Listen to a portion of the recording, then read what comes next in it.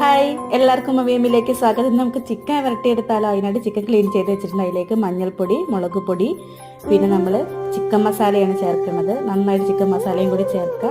പിന്നെ ആവശ്യത്തിനുള്ള ഉപ്പും കൂടി ചേർത്താൽ നന്നായിട്ടൊന്ന് മിക്സ് ചെയ്തിട്ട് നമുക്ക് മാറ്റി വയ്ക്കാം. ഇനി നമുക്ക് പാൻ വെച്ച് ചൂടായാൽ വെളിച്ചെണ്ണ ഒഴിച്ചിട്ട് അതിലേക്ക് കുറച്ച് തേങ്ങാക്കൊത്തും അതേപോലെ തന്നെ കുറച്ചധികം ചെറിയ ഉള്ളിയും കൂടി ചേർത്തെടുക്കുക. നന്നായിട്ട് വഴറ്റിയെടുക്കുക. കറിവേപ്പിലയും കൂടി ചേർത്തെടുക്കുക.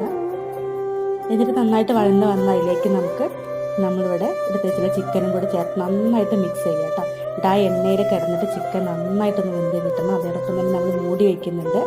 അപ്പം മൂടി ഇടയ്ക്ക് തുറന്നിട്ട് നന്നായിട്ട് നിലക്കി കൊടുക്കുക. അപ്പോൾ അതിൽ നിന്ന് വെള്ളമൊക്കെ വരില്ല. ആ വെള്ളത്തിൽ കിടന്നിട്ട് ചിക്കൻ നന്നായിട്ട് വെന്ത് കിട്ടും. ഇപ്പോൾ കണ്ടോ, നല്ല അടിപൊളിയായിട്ട് വെന്ത് വന്നിട്ടുണ്ട്. എല്ലാവരും ട്രൈ ചെയ്ത് നോക്കാം.